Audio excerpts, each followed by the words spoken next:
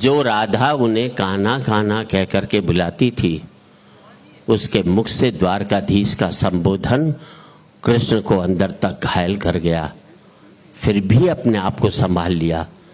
बोले राधा से, मैं तो तुम्हारे लिए आज भी कान्हा हूं, तुम तो द्वारकाधीश मत कहो, आओ बैठते हैं, कुछ मैं अपनी कहता हूं, कुछ तुम अपनी कहो। सच कहूं राधा, जब भी तुम्हारी याद आती थी, इन आंखों से आंसुओं की बूंदें निकल आती थी। और पूरे एक व्यक्ति सबका आशीर्वाद चाहूंगा। सच कहूं राधा, जब भी तुम्हारी याद आती थी, इन आंखों से आंसुओं की बूंदें निकल आती थी। बोली राधा, मेरे साथ ऐसा कुछ नहीं हुआ, ना तुम्हारी याद आई, ना कोई आंसू बहा, क्योंकि हम तुम्हें भूले ही कहां थे जो तुम याद आते। और तालियां तो अब चाहिए, क्योंकि हम तुम्हें भूले ही कहां थे जो तुम याद आते, और इन आंखों में सदा तुम रहते थे, कहीं आंसुओं के साथ निकल न जाओ इसलिए रोते भी नहीं थे। और इन आंखों में सदा तुम रहते थे, कहीं आंसुओं के साथ निकल न जाओ इसलिए रोते भी नहीं थे। कृष्ण कुछ कड़वे सत्य सुन पाओ तो सुनाओ। कान्हा से द्वारकाधीश बनने पर या प्रेम से अलग होने पर तुमने क्या खोया, उसका एक आईना दिखाऊं। अब आपकी सदन की तालियां चाहूंगा साहब। तुमने क्या खोया, उसका एक आईना दिखाऊं।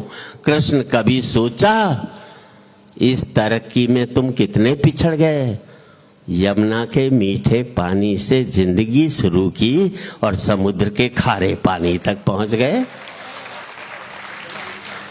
यमुना के मीठे पानी से जिंदगी शुरू की और समुद्र के खारे पानी तक पहुंच गए। एक उंगली पर चलने वाले सुदर्शन चक्र पर भरोसा कर लिया और 10 उंगलियों पर चलने वाली बांसुरी को भूल गए। और 10 उंगलियों पर चलने वाली बांसुरी को भूल गए। जब तुम प्रेम से जुड़े थे कृष्ण, तो जो उंगली गोवर्धन पर्वत उठाकर लोगों को विनाश से बचाती थी, प्रेम से अलग होने पर वही उंगली क्या क्या रंग दिखाने लगी। सुदर्शन चक्र उठा करके विनाश के काम आने लगी। अंग वही होता है, जब प्रेम से जुड़ता है तो विकास करता है, जब प्रेम से अलग होता है तो विनाश करता है। वही उंगली क्या क्या रंग दिखाने लगी। सुदर्शन चक्र उठा करके विनाश के काम आने लगी। पूरे सदन का आशीर्वाद चाहूंगा। कृष्ण, कान्हा और द्वारकाधीश में क्या फर्क होता है बताऊं। कान्हा होते तो तुम सुदामा के घर जाते, सुदामा तुम्हारे घर कभी भी नहीं आता। और जिन बातों के लिए पूरी कविता लिखी, इतने भागवत वाचक आए, हजारों साल से किसी ने इस बात का उल्लेख नहीं किया। मैंने उल्लेख भी किया और उसकी वजह भी बताई है।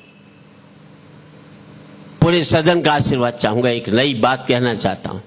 कृष्ण, तुम तो सभी कलाओं के स्वामी हो, गीता जैसे ग्रंथ के दाता हो, नीति निर्माता हो, धर्म शास्त्र के जानकार हो, पर महाभारत युद्ध में क्या निर्णय लिया।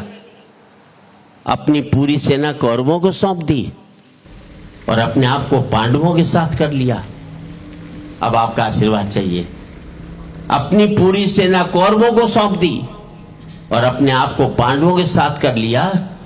सेना तो आपकी प्रजा थी, राजा उसका पालक होता है, उसका रक्षक होता है। आप जैसा महाज्ञानी उस रथ को चला रहा था जिस पर बैठा हुआ अर्जुन आपकी प्रजा को ही मार रहा था। आप जैसा महाज्ञानी उस रथ को चला रहा था जिस पर बैठा हुआ अर्जुन आपकी प्रजा को ही मार रहा था। अपनी प्रजा को मरते देख आप में करुणा नहीं जगी, क्योंकि आप प्रेम से शून्य हो गए थे। प्रेम से जुड़े होते तो कौरवों पांडवों में युद्ध नहीं बल्कि समझौते होते। 2 बड़ी पंक्ति बनी, अच्छी लगे तो पूरे सदन की तालियां चाहूंगा। कृष्ण, युद्ध में प्रेम में यही फर्क होता है। युद्ध में आप मिटा करके जीतते हैं, प्रेम में आप मिट करके जीतते हैं। युद्ध में प्रेम में यही फर्क होता है। युद्ध में आप मिटा करके जीतते हैं, प्रेम में आप मिट करके जीतते हैं। प्रेम में डूबा हुआ आदमी दुखी तो रह सकता है पर किसी को दुख नहीं देता। और आपका आशीर्वाद चाहिए कृष्ण। आज भी धरती पर जाकर देखो, अपनी द्वारकाधीश वाली छवि को ढूंढते रह जाओगे। हर घर में, हर मंदिर में मेरे साथ ही खड़े नजर आओगे। हर घर में, हर मंदिर में मेरे साथ ही खड़े नजर आओगे। और आखिरी पंक्ति, हर घर में, हर मंदिर में मेरे साथ ही। आज भी लोग गीता को अपनाते हैं, उसका नित्य नियम से पाठ करते हैं, पर धरती के लोग युद्ध वाले द्वारकाधीश पर नहीं, प्रेम वाले कान्हा पर भरोसा रखते हैं। प्रेम वाले कान्हा पर भरोसा रखते हैं।